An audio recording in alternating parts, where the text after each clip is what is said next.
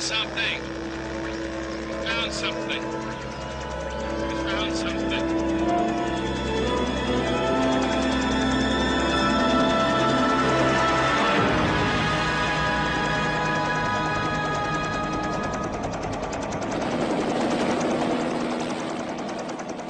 12 men had just discovered something. For 100,000 years, it was buried in the snow and ice.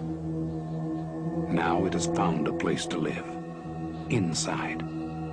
Where no one can see it, or hear it, or feel it. I know I'm human. Some of you are still human. This thing doesn't want to show itself. It wants to hide inside an imitation. It'll fight if it has to, but it's vulnerable out in the open. If it takes us over, then it has no more enemies. Nobody left to kill it. And then it's won. You guys gonna listen to Gary? He can beat one of those things!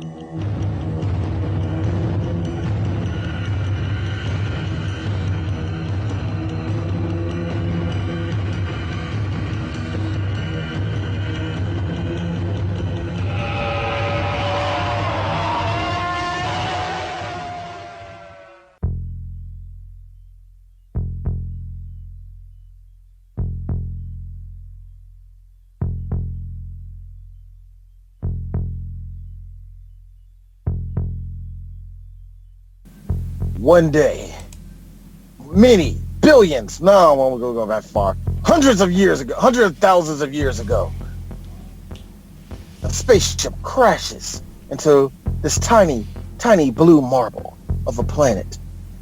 What crashed into the Earth? Well, we don't know. It might be some type of thing or some type of what that fell into the Earth. But let's just fast forward to 1982. In the middle of Alaska. Amazingly, there are two black men down there. We learn that something takes over this whole Norwegian station of men who's just down there just trying to analyze and, you know, kind of do some NATO shit, like, you know, territory rise, whatever. But whatever. Somehow, some way, a dog escapes there with only two survivors of that place. Survivors? Yes, survivors. And then it becomes very apparent something is fucked up in the middle of Antarctica.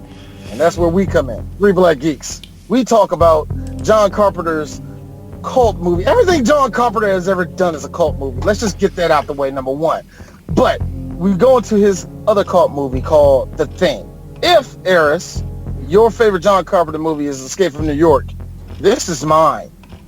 This is mine. But you know what? I can accept that because not only did both of those movies come out back to back, you know, like The Thing came out in 82 and Escape from New York came out in 1980, and they were both amazing movies. Yep. I genuinely like this movie. I'm definitely going to take the time to hit up Shout Factory and get that Steelbook. Now, I am still, to this day, putting some pressure on Shout Factory when I tell them, look, can you guys please put out a John Carpenter collection, full Steelbook case, Escape from New York, The Thing, and all the John Carpenter movies that you guys own, put it out as one big Steelbook. I wonder if they do. I don't think they have the rights to the Halloween series. So no. I'm talking about. I said all the ones that they own. They own. That's what I'm saying. I'm just gonna subtract those two, so it'll be They Live, The Thing, Escape from New York. They Live already got like the special treatment from Shout Factory. So both actually, and The Thing. The Thing has a special Steelbook. Escape from New York has a special Steelbook, and They Live. I think They Live was the newest one to get the special Steelbook. So those are three movies, but I want them. I don't know what they are trying to deal with or what's really stopping them from. Well, I know what's stopping them, and they got to go through the right holders. But I just need them to get Escape from LA. Yes. I know Escape from LA is a vastly inferior movie compared to Escape from New York, but I just want the two of them together. 4K Blu-ray, thank you, please. You know what? That's not a bad idea. That's not a bad idea, actually. Yeah. This movie, much like every John Carpenter movie that came out during the 80s, is one of those movies where it is interesting to see the production and how it all came together and all the rest of that. First off, I'll answer the question. No, it's not Antarctica. They're in Alaska. That's Alaska. Before global warming kicked the living shit out of Alaska, that's Alaska. Pure white snow everywhere, and they had to do it there, and they had to do it in LA because you can't do shit without going back to LA. And God bless them because what I read was it was 100 degrees on set when they were in LA. So yeah, man, that's tough. I mean, can I be real? One of the things that like stuck out to me, because I think when Dee said we were doing the thing, I think Sue was like, "Oh, we're doing the 1950s one," and I laughed because I was like, I don't know anybody that really goes to the 1950s one when they hear the thing, And look, you'd be surprised. You'd be surprised. Oh no, you'd be surprised. But guess what, Chris? You did the same thing because you were like, "Yo, D, fuck you. I am not doing that new one." No, nigga, the old one. You were like, "Oh, thank God." No. When I mean the new one, I mean the 2011 one. I ain't talking about the 2011 one.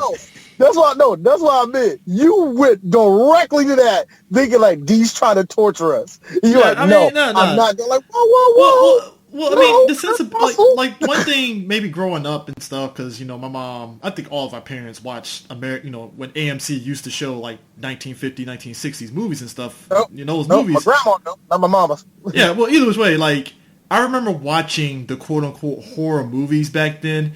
And as a kid, they don't scare you. And I remember watching The Thing from Another World in the 1950s, and it didn't really do it for me. It didn't really come across scary, So I wonder, what? I always feel that way about all of the older, what you call horror movies or scary movies at the time. And I think, because it looks cheap and all the rest of that. But here's the thing.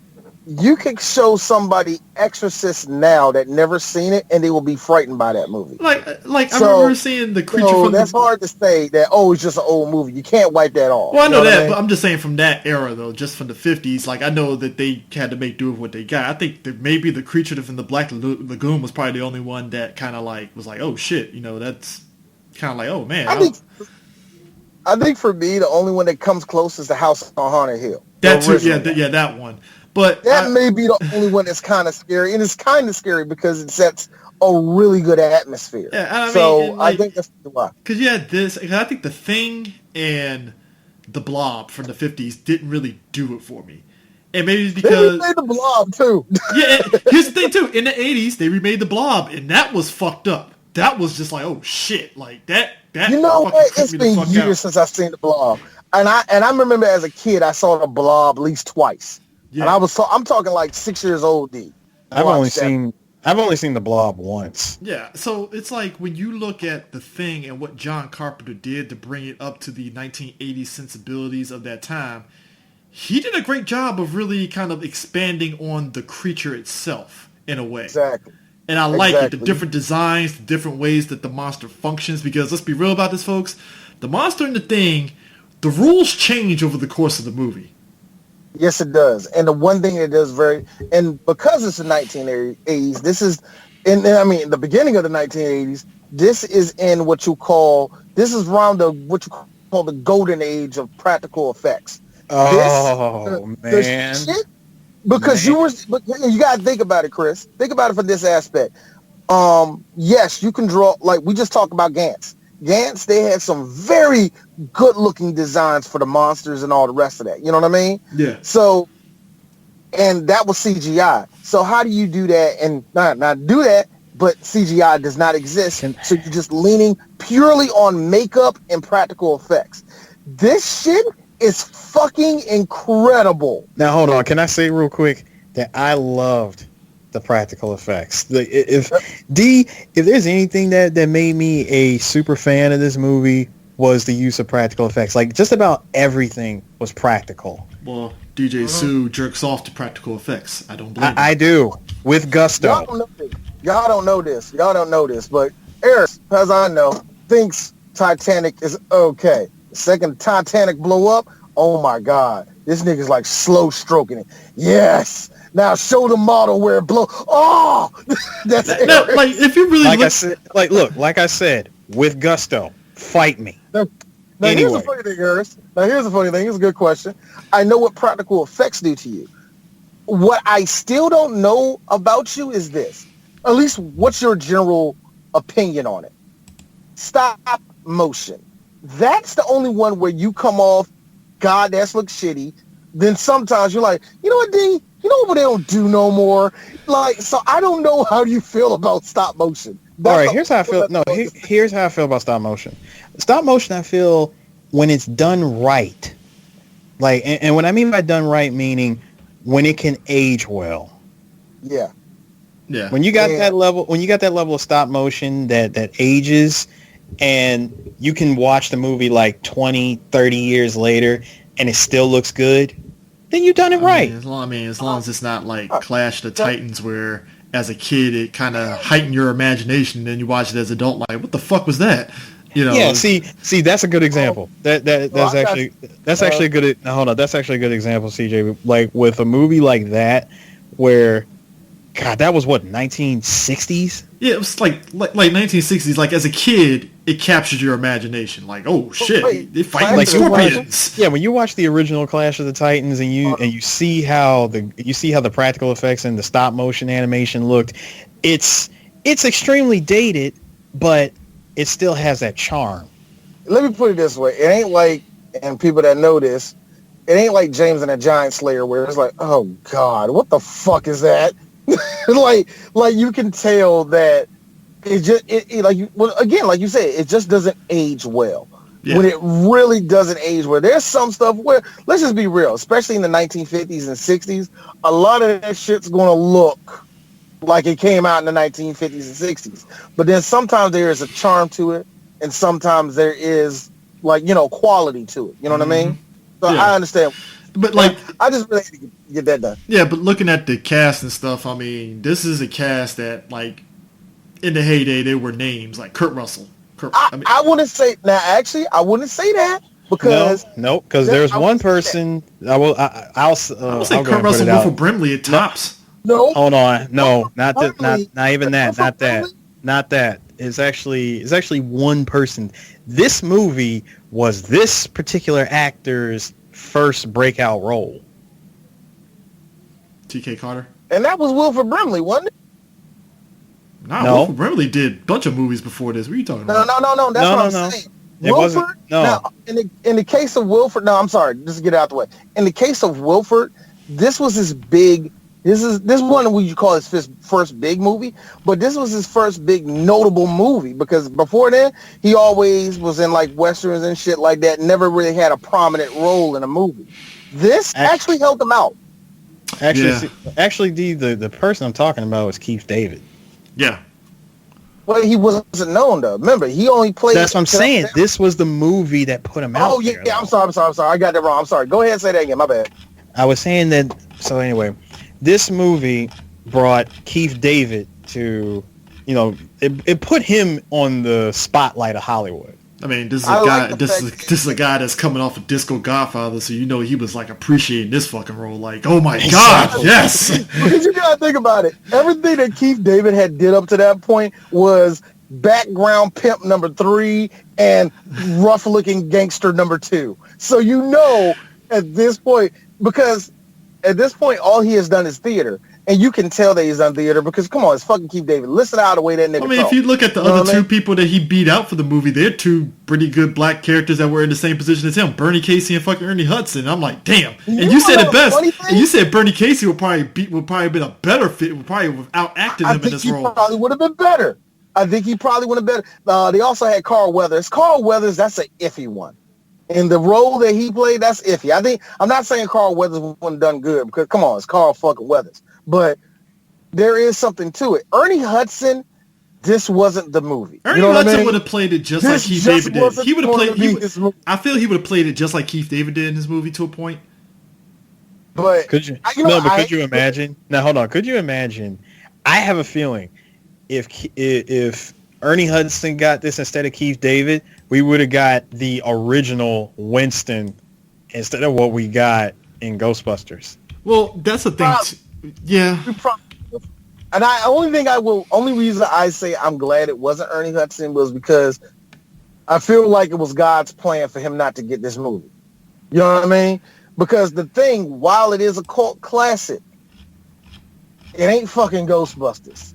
Well, No, I it mean, yeah. That is very much true. That is 100% true. And also, only thing I'm mad about in that sense is this, Chris. There's one of the best line in the movie was Keith David going, "Shoot me," and just the way he looked when he said "shoot me," it was this pure nigga look on his face. I mean, can we be real? Can we be real? Keith David in every role that he's been in, because I remember seeing them in The Thing and They Live, right? The one movie that I loved him in, and it's very much an underrated movie. The shit with Charlie Sheen and Emilio Estevez, where they play the trash men. Men at Work. Thank you. Men at Work. I loved him in that movie because he went 100% mad niggerish. Like you said, that part where he said "shoot me," that was like the taste of it. When we went full tilt of it in Men at Work, I was like, I love this guy even more. Because even in They Live, he had it when he was like, put the glasses on. He's like, fuck you, dude. I ain't putting the goddamn glasses on. What the hell are you talking about? There is something very natural. And dude, when Kurt Russell pulls the gun on him, tells him to shoot him, he's looking down the barrel of the gun like, yeah, go ahead and do it. Go ahead, and he's like, go ahead. Like, come on, man. Come on. And Kurt Russell. I was ready for him to do every play. I was like, go ahead. And Kurt Russell's looking at him like, I'm serious. Don't make me do this. I guess you are serious about this.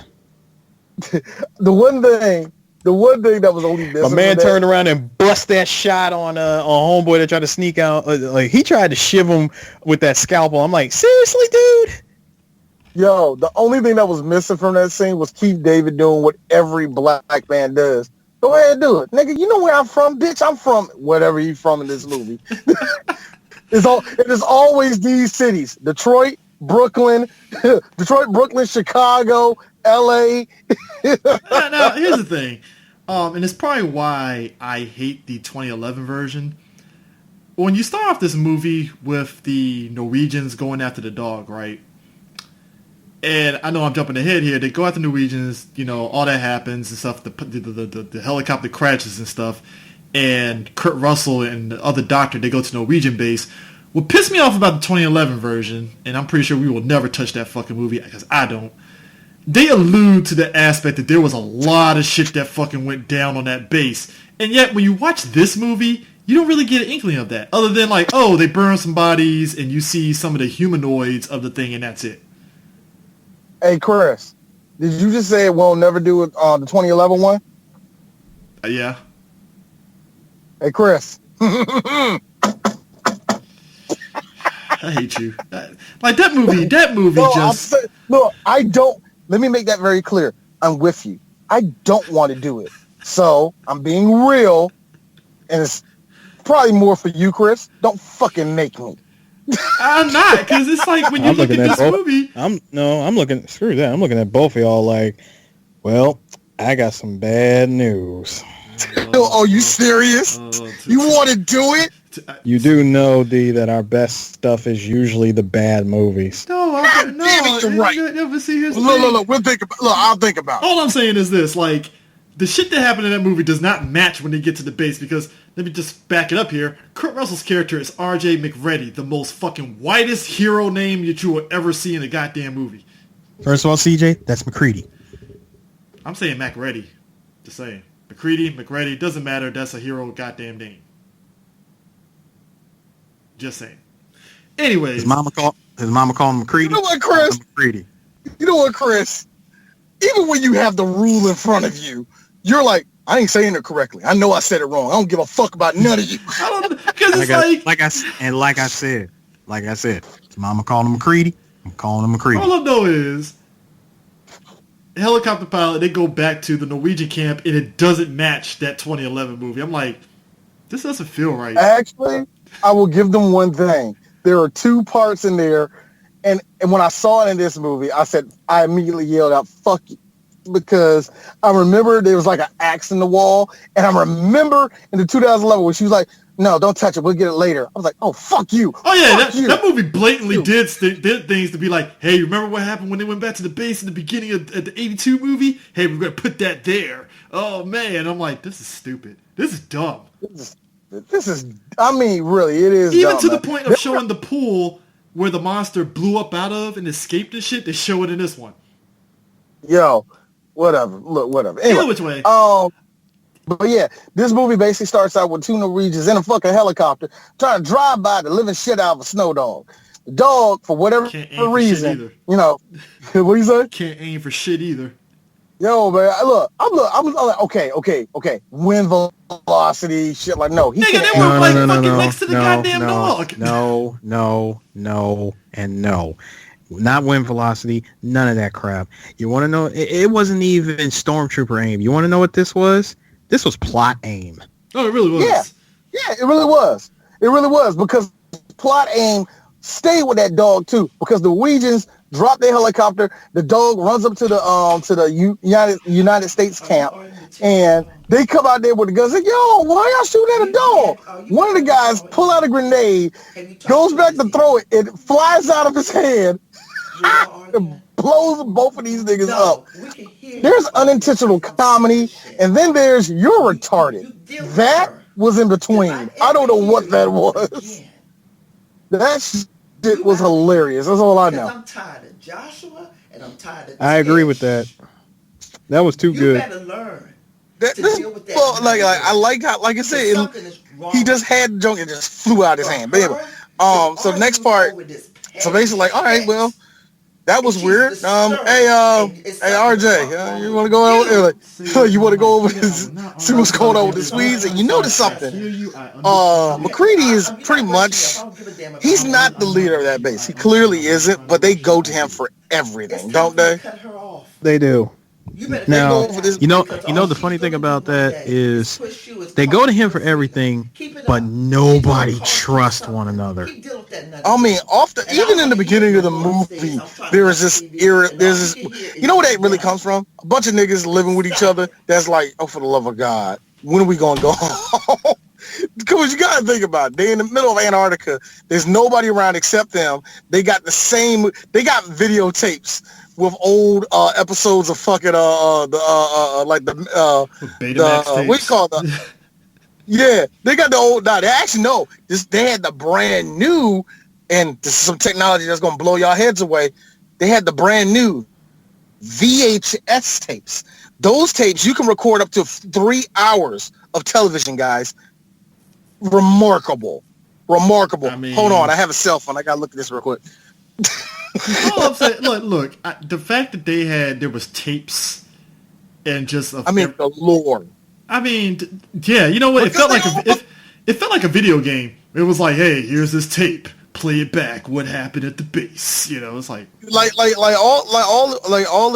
they had was shit to entertain each other and all the rest of that. Mm-hmm. So they go over. They let the dog in, and the dog is running around. One of the guys, and it starts real early when it comes to there might be something fucked up. There might be some alien element, because just the way everything is, it just has this really feel of something is about to happen that's effed up. You know what I mean? So they go over, like you said, they go over to the camp. They notice that people are fucking burnt and shit and all the rest of that.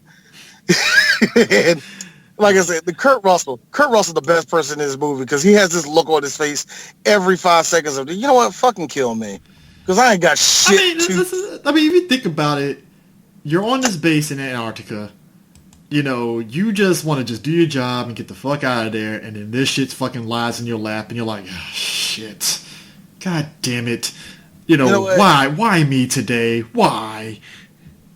So look, let's just speed up to the part where we all want to speed up to. Finally, everybody's playing, everybody's sitting down playing cards and shit, and the dog that they brought in passes on one of the guys. He was going, ow, what was that? All right, I'm like, it started. This first story started. Yeah. But anyway, and finally one of them say, hey, what the fuck this dog doing out? Put him in the kennel with the rest of the dogs. All right, cool. So the guy that has all the dogs took the dog back there and with the rest of the dogs, closed the kennel up. And the dog just sits there. And then animals have the behavior of black people. Hey, what's up, cuz? Oh, that nigga ain't talking. Yo, what the fuck up with you? They just started barking at the dog like crazy. And one of the dog, I like the dog is still sitting there. And all of a sudden, it turns into a hentai. Just tentacles pop at this thing's back. And again, this is 1982. Wow. These effects are incredible. All the tentacles start wrapping up the dogs. One dog is like biting, scratching off the motherfucking cage, trying to get out that bitch. It's crazy. Finally, everybody run down to see what's going on with the dogs. They're like, and then you see a blob of what was once a canine. Everybody's losing it. And I like how everybody's just standing there until fucking McCready gets down there. And McCready's like, holy shit. He's like, tell Childs that I need a flamethrower. And one of the guys run down to Childs, who was Keith David. Keith David is just not waking up because he heard the alarm and all that shit. He's like, hey, Mac wants a flamethrower. Mac wants a what? That. Hey, man. That right there. Hey, man. When somebody needs a flamethrower, you get them that flamethrower. I mean, so they finally wait. So they waiting. They wait for Childs to get up there. He get up there, and then to see this dog, like I said, this fucking beast that looks like it's straight out of a motherfucking Silent Hill video game just behind the cage. And I'm like, anytime you want to start burning it. I mean, but like, what I like about it, this whole movie, is that it escalates the paranoia just times more, because, like, in the middle of all that, Blair, I think that's Wilfred Brimley's character, he's like doing, I don't know, it's weird with Blair, because even as the audience, you're trying to figure out who's the thing. How is this thing going from each person to the other? Like, how is it doing it? You know, and it's like you're assuming one thing, and then it's like, it's something else. And it's like, well, what the fuck is going on here? This is pretty much the same way that another movie did it about 4 years later, called The Hidden. Never seen The Hidden. I've never seen it. I don't think I've seen it. Okay, no, you guys have seen this. You haven't seen the movie, but you've seen a part of this. You remember back when I was getting you guys into synthwave, and I showed you that video from Actraiser called Kill Switch, and it was that dude who robbed the same bank from the movie Heat, and he takes off in a black Ferrari, being chased by the cops. Yeah. That's the movie. I gotta be real with you. Every synthwave movie video looks the same to me. No, it doesn't. 80s and go with the music. No, it's really just cuts, not even cutscenes. It's just footage from an 80s movie, mostly obscure 80s movies. But that one stuck out to me. Is it kind of like Night of the Creeps kind of thing, where it's a parasite that's going, that kind of thing, that's going from host to host? Yeah, it's like that. Yeah. So I mean, that's the thing about the thing, is just like like you said, like Dee pointed out, the dog bit the guy, and that's, I guess, how that dude gets infected and stuff. So it's like, oh, clearly they have to get cut, bit, or something by this thing to go into their body. And that's when Blair finds out, when he does the autopsy, he's like, this is an alien. I mean, again, imagine something ain't right about this. Again, everybody is just like, dog, I was just here at the theater doing research. What the fuck, man? God damn it. And Eris is and not Eris, but no, I'm sorry, Chris's cousin TK Carter is like, man, I want to go back to the hood. Yo, look, TK Carter is me. He was just like, I didn't sign up for this shit. Can I just go home? I really ain't about that life. I'd rather be at home, go to the Kool and the Gang concert. This is not, I mean, look, I felt bad for Knowles, to be honest with you. I really did.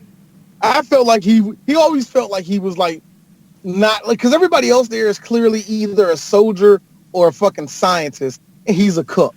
You know what I mean? Yeah, I mean, wasn't he the cook? I think he was the cook. That's what I'm saying. He was a cook. That's all he was. He was the cook. That's what I feel like. He felt like, man, I just came up here for 5 months, man. I'm going home in a little bit. I mean, because let's be real, that kid, Knowles disappears. We never seen that dude. Yeah, he does. He But definitely that dude disappeared. Like, he disappeared with the quickness. I feel Knowles never got infected, and he was just like, "Fuck this shit. I'm walking my ass back by any goddamn means. Fuck this shit. I'm out." walking back to the boat, nigga. Okay. Yo, Like, I'm taking I'm taking my chances out there in the snow. I'm out. So when they would go over to the Norwegian site and they find out that there's a big they basically them searching everywhere, they find out there's a bit because they see like old photos and shit, something they blowing up, and they're like, what is that they blowing up? They're like, it's something fucking big. So when they go over there to look at it, find out it's a fucking spaceship. Of a real life. Well, it's two dig sites though. You mean it's the big site with the big site with the spaceship, and then there's another small dig site where it's like something else was here too.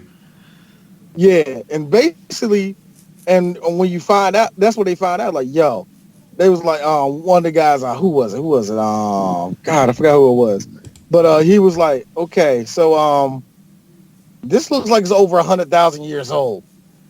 Just where it's dug. Oh, actually, that was ice. Norris. Norris is the one that said it. Yeah, he was like, "Where's under the ice?" This is about 100,000 years old, y'all. Should have been here forever. This been here pretty much almost before humans knew what the fuck the stars were. You know what I mean? It's been here that long. So, of course, everybody's like fucking around trying to deal with that big ass piece of information that fell on your lap. Wilfred Brimley, mind you, Blair, is on his computer trying to understand how these motherfucking cells work. And he basically found out it goes from host to host taking over. And I love 80s computers because bullshit, it gave you that prompt. It basically said that if that gets to the mainland, it can affect over 20,000 people in one night. And it can eradicate, it pretty much can take over the whole earth. At that point, Wilfred Brimley did what every other good white man does when he gets information like that. He bores himself up and gets fucking paranoid. I mean, this dude literally like sabotaged everything. Like, that's what wowed me out. I was like, he found time, killed the dogs, burned all the fucking damn radios, and I'm like, nobody saw him. Nobody saw him do this. Hold on, and not to mention destroying all the computers, and all the radio equipment. And bro, he did all this with a fire axe. I'm just saying, like, I'm laughing that nobody was like, "Hey, where's Blair at? What's going on? Where's he at?" And it's like nobody heard the crashing of him breaking shit. Nobody heard that. All right, cool. And and do you like how he had enough time? Every single time somebody tried to step in and try to take the weapon away from him, he would always pull out the Smith & Wesson. Like Mr. Diabetes himself. He would pull out the Smith & Wesson and have the worst aim. This motherfucker had me done because he was like, he already came in that room. He fucked up that one dude named Windows. He fucked that nigga up. He didn't kill him. He like bopped him upside the head because homie was bleeding. And he just started going at the nigga. And McCready had the best idea in the world. Hey, Charles, you go on the other side. You go on the other side, try to draw his attention away. We'll come at him. And Charles like, all right, cool. So when he gets behind his child, hey, Blair, calm down. I'll kill you. He's like, yeah, I'm stepping away from this. Oh my god, man! Like, look, I felt bad for Windows, man. Again, didn't really expect that shit to fucking happen to him. I like how when they jump on Wilfred Brimley, Chris, that's when I hear you. You don't understand. Diabetes. It's a very spry old man right here. Jesus. Hey, yo, he locked this motherfucker up in a shed that's like, I'm guessing probably like 30 feet away from the main base. He locked this motherfucker up in the shed, right? And they're just sitting there like, this nigga lost all of his mind. And McCready was like, nah, he didn't. There's something that in this fucking there's something in this base that's killing everybody, man. And I don't know. He knew what was up. He knew what was up. He figured it out. Well, this is the fact that, like, that already starts the paranoia. I think it was Copper. Yeah, I think it was Copper. Copper was like, okay, how about this? Because he's the first one that says, why don't we do a blood test? We'll take the blood from the storage, go to the storage, it's gone. I mean, all of it's busted. And they were like, how did that happen? And that's when you go to, who was it? Gary. The old commander. Huh? Gary. Yeah, he's like, I don't know how it happened. That must have but I had a key to it. Like, who else had a key? Copper's like, I had a key and I gave it to you, but I didn't give it to nobody. And everybody looking at him, he's like this. Like maybe it was lifted. Like maybe it was lifted while I was. Like maybe it was lifted to me. Like it was lifted from me one time. Keith David with the interruption. Oh come on, man! Dude, everybody looked at Gary like, dog, you are the most incompetent fucking leader here. What the fuck? And again, because it's Kurt fucking Russell. Kurt Russell's like, fuck it, I'll take the lead. Let's figure this shit out. Let's do this together, man. Because obviously, one of y'all niggas line up here. Somebody line up this motherfucker. It ain't me. Yo, it's so. But everybody's like you said, everybody at this point is blaming who they don't know who to. I love how they go back to the shed, and McCready's like, Blair, what's going on there? You just see a noose hanging. In the best acting I've ever seen Wilfred Brimley do. I'm fine. Everything is okay. I promise I won't hurt no one. I was crazy a minute ago. Everything's fine. Right. But I'm good. I'm all right. Look, you can trust me. And I like how he just slowly closed the window on that nigga. But see, that was my first thought. I was like, oh, Blair's the thing. Yeah. Immediately. Same thing too. Immediately. Don't know. And that's the thing. That's the thing. It's like, when did Blair get infected? You know, that's the mystery of a lot of things. It's like, when the hell did that fucking happen? And I think that's when, again, everybody's on heightened alert. Because now everybody's like trying to figure out how the fuck we're going to get out of here. Because you got, again, Snowstorm. Now, we did skip a part right before that. Bennings, who was with McCready, earlier in there, found McCready's jacket on the ground, ripped. And it was his neighbor. And he suspected him, but by the time he suspected him, he was turning into the little thing, and they end up burning him to death. And that's what caused them, we need to do some fucking blood tests of this bitch. Oh, we forgot before the infamous blood test. All right. Let it be known here. Our boy Norris gets a heart attack, and that starts another, again, everything just escalates. So it's like, it's not enough that fucking they think that Knowles thinks McCready is there and stuff, right? And then they had to eviscerate Homeboy and stuff. It's another that Norris has a heart attack. I love that because remember when they went back out there and Knowles saw it on the ground, Knowles left that nigga out in the snowstorm. He was like, fuck this shit, I'm done. Not today. Oh man, you did that shit, and they try to get this motherfucker to come back to life, and they get the defibrillator for that motherfucker. As soon as he's about to say clear, you see his stomach open up, munch.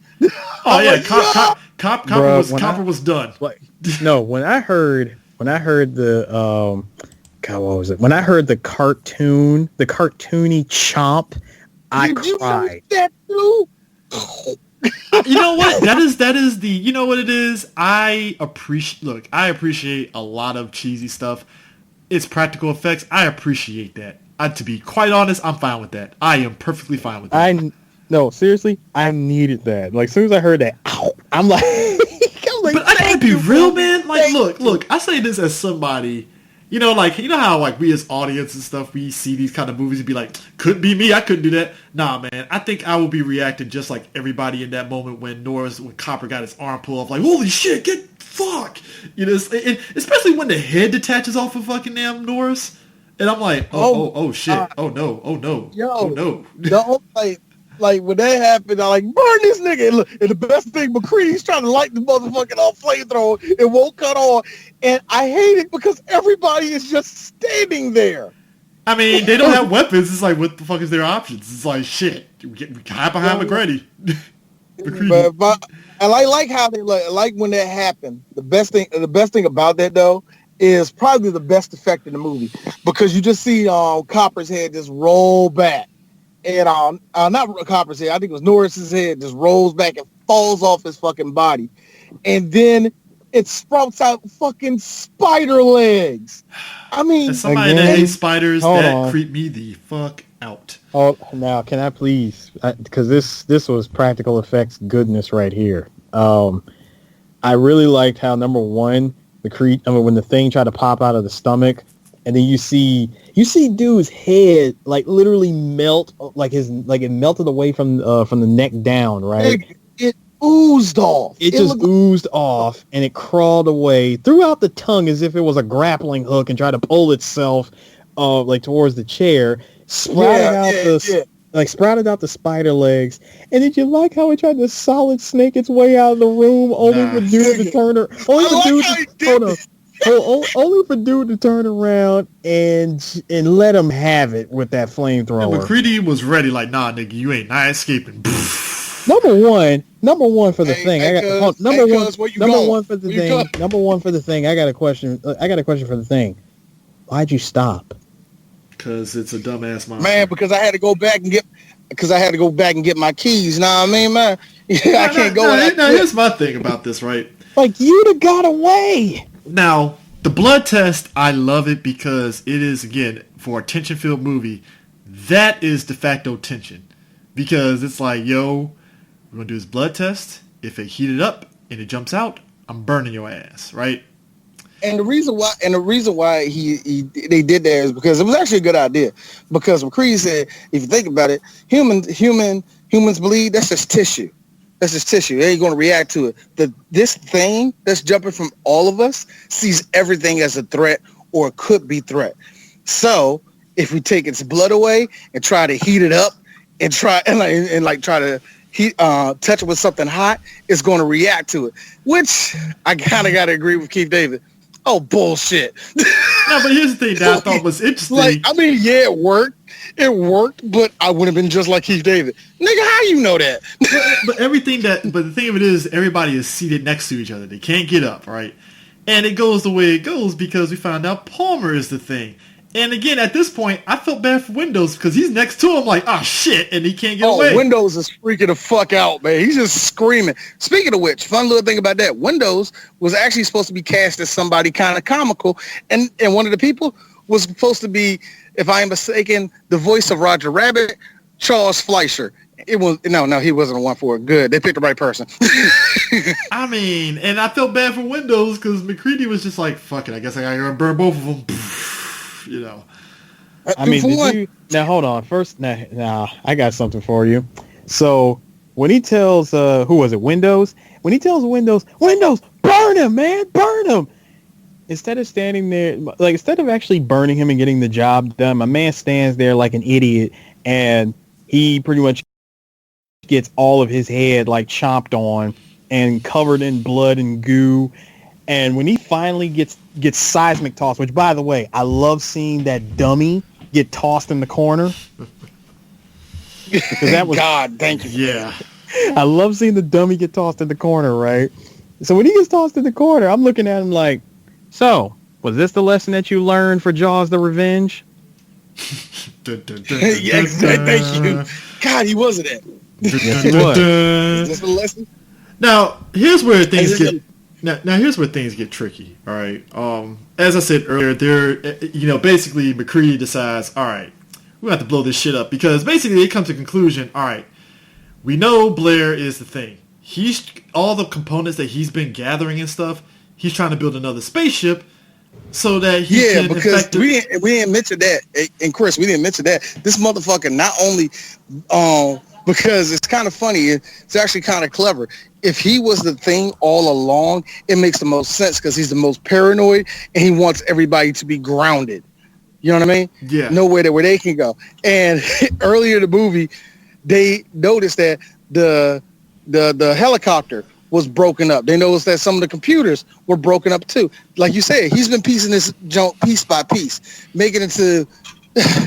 This spaceship, where the fuck was he going to go? How was he going to fit in that? But they actually said that he was straight up, I think he was going to transform into the thing, and basically he was going to hibernate so that way when the rescue team gets there, he can just escape with the rescue team and just bounce. Because remember, I'm thinking Blair wasn't infected when he destroyed all the vehicles, and it wasn't until after he did it, he got infected. Because otherwise, if he was the thing from jump, why he would destroy the vehicles? But maybe, like you said, D, he did that just to kind of give off the illusion of paranoia. And on top of that, him destroying everything, that is That my man was pulling from the Shine's playbook. I mean, he read the Jack Torrance playbook of sabotage. Here's the thing. Childs exactly. Childs is gone because he was supposed to be guard duty and stuff while they were going to go get Blair. They try to go get Blair. They notice he's gone, and they notice Childs is gone too. So they decide, all right, fuck it. I think it was Knowles, McCready, I think Gary, I believe. They decide, all right, fuck it. We're going to destroy this whole station. That way we can destroy the thing. And that's when we get Blair in all his glory transforming into that creature. And I was like, oh my God, that is great. And when he, in that creature transformation, holy crap. I mean, I played the video game based off this movie, and I don't feel the video game nails the, like, creepy, scary aspect of what happens in this whole scene. No, but this movie did. Okay, sure. I know, it's a video... That video game is shit. That's why I said the video game could not capture that at all. It tried. Try as it may. It couldn't capture that. I'm like... Yeah, I was like, it did not capture it at all. It's like the movie, just the weight of everything that's happened. It's like, oh my God, that's crazy. So, yo, the second he turned to that thing, like you said, it was kind of impressive. But I knew the second they went down there with the dynamite and all that, and you saw like the little detonator move a little bit, and McCready was like, "Hey, is that you?" I was like, "Nope, Knowles is dead." Well, we said no. Well, they said Knowles is gone. He ain't dead. He's gone. So you think Knowles got killed? Same with Gary, because we saw Gary get killed. Oh yeah, we saw Gary get killed, but no, Knowles, he died before that. But yeah, like I said, both them niggas is dead. And the second you saw that creature and all that, the other great line in the movie happened right as he was trying to attack McCready. He was like, "Roar!" McCready, oh fuck you too. Well, you like the the shit from fucking the fuck was that Arnold movie where he was on Mars? It was like Quaid. He had that shit popping out. Blair had that shit popping out of his chest. I'm like, so it's two creatures. Okay. No, it's multiple creatures. Remember, the thing could be any. It could be anything. It could be anybody. It'll hide itself in a different host as a mimic. Yeah. It will do anything to protect its own self too. Also, it would. Yeah. So yeah, that's easily it will turn into. So now me and D might disagree on this ending here. So McCready's chilling in the snow, and we see Childs come back. Now everything exploded. Everything's gone. Mm-hmm. Childs shows up with frostbite all over his face. Mm-hmm. He's talking about he got lost in the snow. Now, my thing is this. Can I say, hold on, you want to know what I said when I saw that scene? I said literally no one. Literally no one. Lone black man survives. Oh, thank God. I mean, yes, and that's my thing. It's like, D posits that Childs could be the thing, and I was like, I don't want that to happen because, as a black person, you don't want the worst thing to happen. I mean, no, we don't want to see our own peoples be like the negative aspect of what the. I think actually, Chris, let's make it better. We don't want to see good black actors. Yeah, we don't want to see good black actors get put. I mean, look, and that was no offense to T.K. Carter. That is no offense to him because he's been in plenty of stuff in our childhood. So I'm not going to say that he's not a good actor or anything. But look, just be honest with you, dog. Keith is ahead of you by like 80 points, dog. I'm sorry. It's kind of like that movie with Ernie Hudson and Peter Weller where they're like where they were facing off against the little fish creature. And I was a bit pissed off, and I think Ernie Hudson said as much. He was pissed off too that they killed his character in the movie on some bullshit. So it's like, come on, guys, like, but it's right there. And I'm with you because of all things, we could have got the Night of the Living Dead ending, and I'm not talking about the 1990. I'm talking about the one, talking about the old black and white. Shot his ass so he got out the fucking yeah. Yeah, my man standing standing inside the house, looking out the window, gets shot with a rifle from far away. I mean, because they thought he was a zombie. So much. Yeah. No. They didn't thought he was a zombie. Oh, black man! Yep, he's right there. Go ahead and nail him right between the eyes. And I mean, and you see how they flipped it. See how they flipped it this time? It's Keith David with a shotgun. I mean, but I will say this. I'm glad that it's Keith. Look. I don't disagree with you, Chris, and I don't disagree with you at all. I'm glad as hell that Keith David is the one that actually survived. But on some real shit, when you look at the movie, dog, where the fuck was you during all of that? Well, I mean, I buy him getting lost in the midst of the chaos, but like you said, it's kind of like, that's weird. You know, like he was supposed to be on guard, and it's like, he gets. Hold on. First of all, he gets lost. Then after he gets lost, we get, what was it? Two other characters that just straight up disappeared. They decided to take their chances with the snow. No. I'm gonna say the other black guy. No, they went to drop charges and dynamite and charges all over underground, and that just so happened. See, here's the funny thing: nobody was going to survive anyway. I think McCready's, and that's why I love this ending, because yes, I suspect that Childs is bullshitting me with that story, but then again, a part of me was like, "Hey, McCready, why are you so hell bent on blowing up everything so nobody has a way out?" Yeah, and that's what I think that's what Carpenter was trying to do. It elicits kind of like you don't trust neither one of them, and it ends on the note of, well, they'll freeze to death and they'll both die, and the thing will die. Yeah, but then again, that monster won't.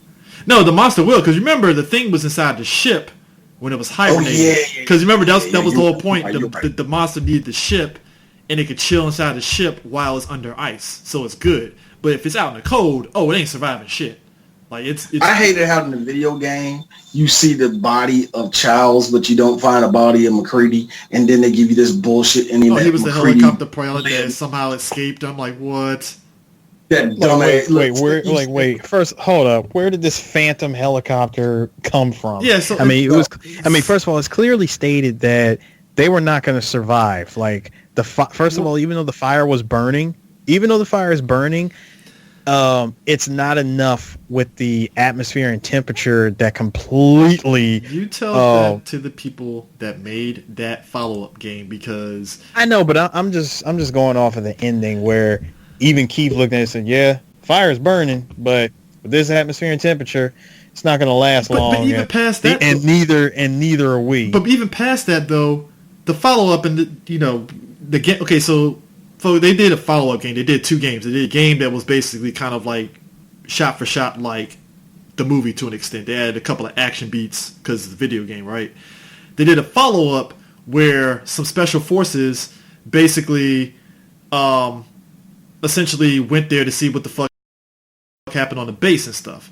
And at the end of the game, your character gets picked up by a helicopter pilot and turns out it's McCready. I'm like, whoa, hold on, though. You were about to die. How the fuck did you get back to civilization to become and it's like, what? And it's such a bullshit ending, because when you get down to the last, when you finally get there, you see this dude show up with that dumb, goofy hat that Kurt Russell had on. I'm like, yo, and that's y'all didn't even try. And that's what baffled me, because the premise of the game was interesting already, and then that ending, I'm like, oh, this is stupid. Like, look, the game wasn't. The story of the game was fine. The gameplay is shaky for that time period. I will agree with you. There were some actual cool little elements to extend the story. Yeah, it bastardizes what John Carpenter wanted, but it wasn't that bad of a video game plot. It wasn't a bad video game plot. Like you said, the gameplay was stupid, and that ending, my God, actually the last hour of that game, my God. Because they instituted the premise of the movie where you can take samples of people's bloods to see if they actually can be your partners, and if they're not, then basically, they'll be the thing and they'll transform and try to kill you and stuff. So you had to kind of do blood tests and stuff, which I was like, oh, that's an interesting mechanic. It's just everything else was just like, The game is, at least I played it on PC. I played it on PC. That's why I played it on PC too. It was like, The game is buggy as fuck. And the other thing, Chris, I don't know if you remember, if you know this, but how do you beat all the bosses? Oh, easy. Serpentine and strafe shot. That's all you gotta do. Yeah, it's all you strafing and shooting. Serpentine and do strafe shooting. That's all you. If you had the flamethrower, if you had the flamethrower and had enough fuel, you just burn them and that's instant kill. Oh my god, thank you. That's instant kill. Yeah, burning them, instant kill. It's that simple. The game, they got little crawlers from Half-Life, and it's like, yo, this game is a blatant ripoff. Oh, I mean, that was during the Half-Life heyday, so they literally use assets clearly and stuff. But I would say this: the movie did have a huge impression on like just movies. Period. It really did. Yeah. I mean, it is for the music, because the music score plays a good part in the atmosphere and stuff. Really going to, because like I said, the movie already has a creepy atmosphere. You put the music to it. Crazy. Yeah. The monster, the creatures. Shout out to one of the greatest who ever did it, period. Ennio Morricone. He did the fucking music for it. Of course he did. It sounds great. You know what I mean? So the one other thing, the direction of the movie, the acting of the movie is very great. That's the one thing I always liked about John Carpenter movies. Even if you don't jump out of your seat, the acting is very good. It's very real. And at least, especially in the 80s, John Carpenter knew what to get out of people.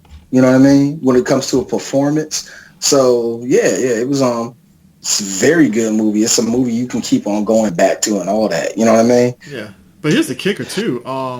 This movie flopped. Yeah. People don't remember that. This movie flopped. For what, not only did this movie flop, I mean, it was unanimously panned by critics. Which is now weird. That I didn't understand. Yeah, I didn't understand that either. They felt like this movie in a way was like straight up schlock. And you know why? You know why? I just forgot. This came out the same time E.T. came out. Mm-hmm. So you got this cute and cuddly, likable alien over here, and then you have this other alien over here trying to skull fuck everybody. Yeah. So I'm guessing they might have did something, because come on, let's just be real. I love them to death, but Roger and Ebert were some pussy ass people when it came to shit like this. Like, I don't understand why we have to have so much about. Well, that was more Siskel than it was Ebert, but still. Do you want to know what came out that weekend? So, like you said, E.T., that came out the same weekend as the thing, so yeah, that was going to overwrite it. Then you got Blade Runner on its second week. I'm skipping Firefox because I never heard of it. Rocky 3 on its fifth week. Wow. Star Trek 2 Wrath of Khan on its fourth week. Ooh. Annie on its sixth week. Poltergeist on its fourth week. Wow. And then you got The Thing and Megaforce and Bambi on a re-release. Wow. It beat out out of all the, it beat out Megaforce, which in and of itself developed a cult following too, but it's like, damn. Like, yeah, it does. I'm about to say Megaforce got a bit of a cult following, but yo, that right there. That's some heavy hitters. That's some heavy hitters. Love you to death. You got your ass kicked. Wow. That's being nice, D. This movie got eradicated. I mean, like for a your movie own studio put out another movie at the same weekend as that. Your Universal put out E.T. the same weekend as The Thing. It's like, did you guys just not like The Thing? Y'all just want to sabotage it? You know what I think it was, Chris? You know what I think that was right there? I think it was a part of me feels that John Carpenter they've been, because you know how John Carpenter is with his movie. It took him too long to make it, or he had to stop production to do this one thing, and they're like, look, motherfucker, we putting this shit out no matter what. And just so happened the person that Universal loved filleting until he got his own company, Spielberg, was like, hey, yeah, I'm done with E.T. Oh, Mr. Spielberg, what you want now? July. Fuck.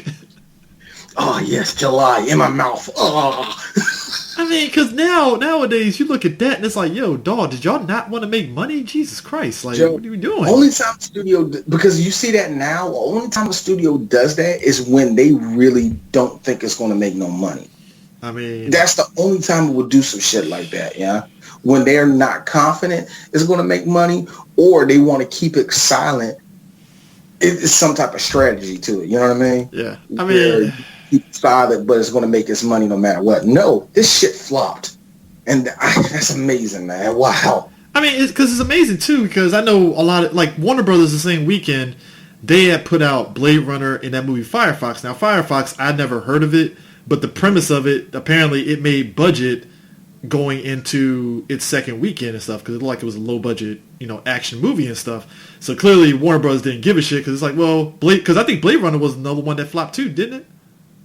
No, Blade Runner made its money, but it just... Remember, this is a weird time for sci-fi. Sci-fi, unless you were one of the heavy hitters, people, that's bullshit, because Blade Runner is a cult class, is a bigger cult classic than the Thing. So I don't know. Yeah. I don't know. I think it's because, but you know what it is, Chris? We said it before. E.T. Yeah. E.T. killed. E.T. is such a fucking monster that Really, I'm pretty sure. really, because we can just wrap this up. Honestly, you could have rolled a dice on any of those other movies, and it slaughtered this movie. Yeah. It was not even just it was E.T. It was that entire laundry list of movies just slapped the crap out of this movie. Yeah.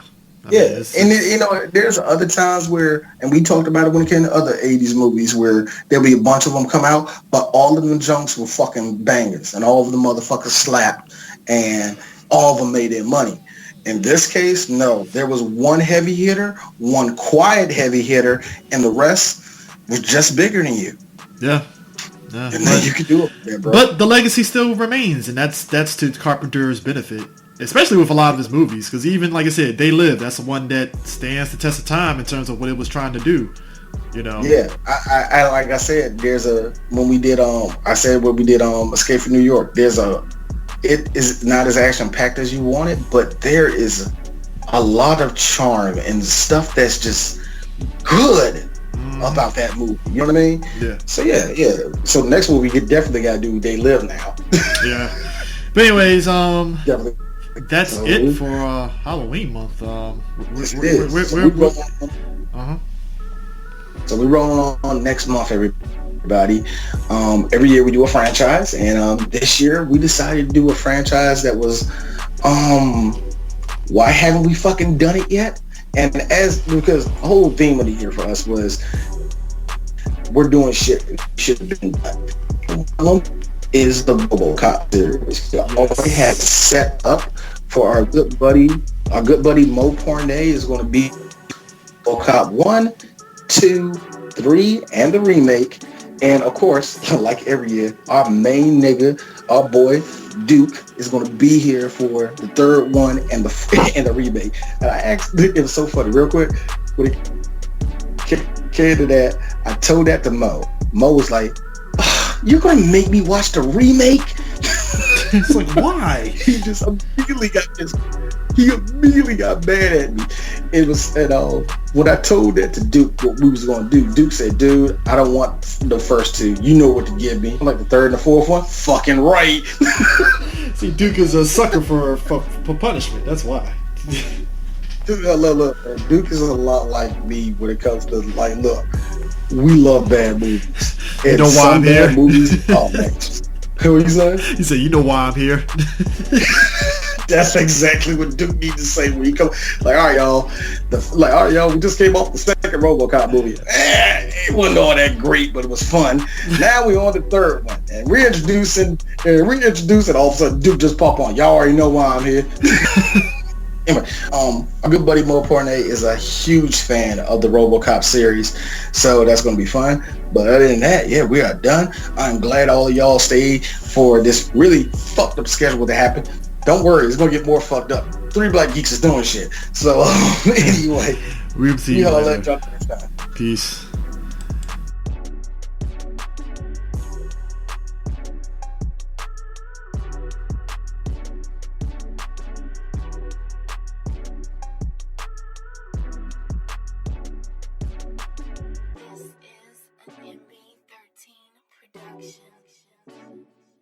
Fly abilities.